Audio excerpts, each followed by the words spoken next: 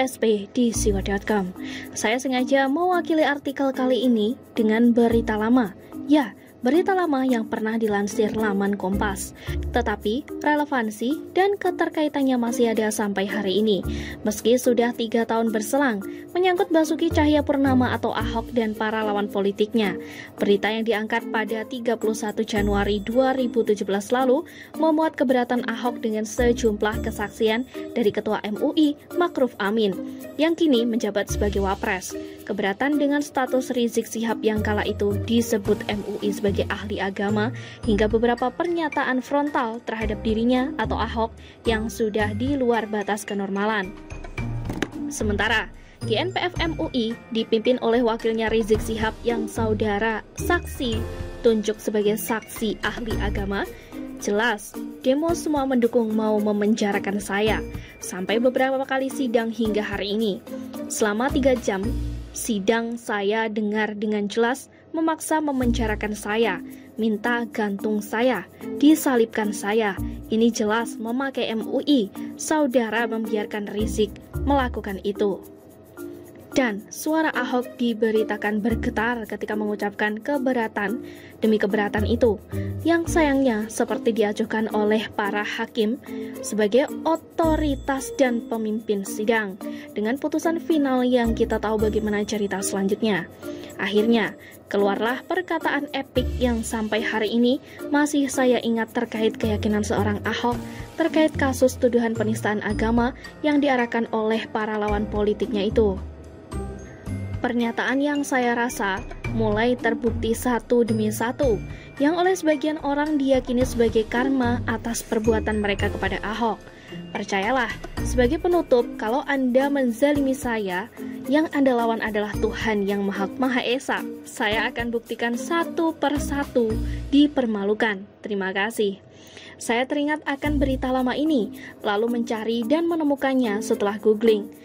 Setelah ada kabar gembira terkait status Rizik Syihab yang dijadikan tersangka, kabar yang tentu saja tidak menggembirakan atau malah terdengar menakutkan.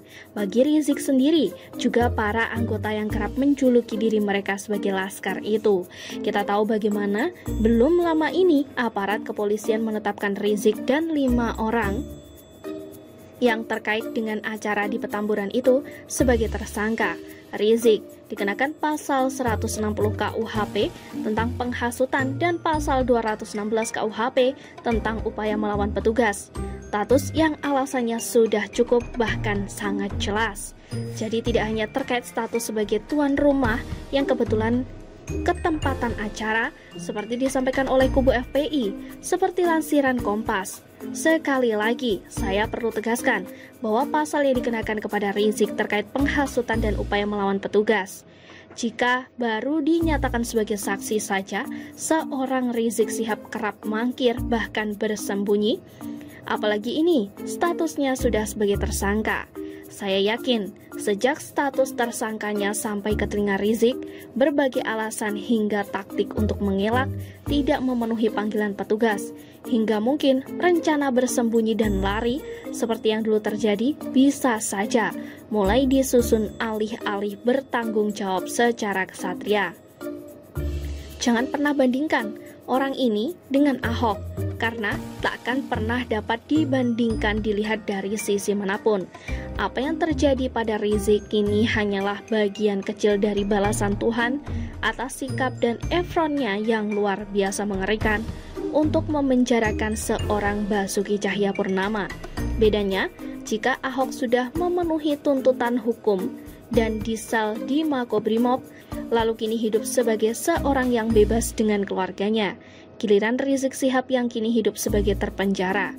Ia hanya bisa merasakan segarnya udara kebebasan sekitar seminggu.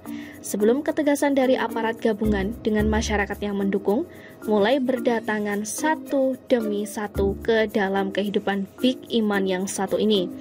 Sungguh menarik untuk ditunggu. Setelah 3,5 tahun masa pelarian ke Arab Saudi, kini tampaknya akan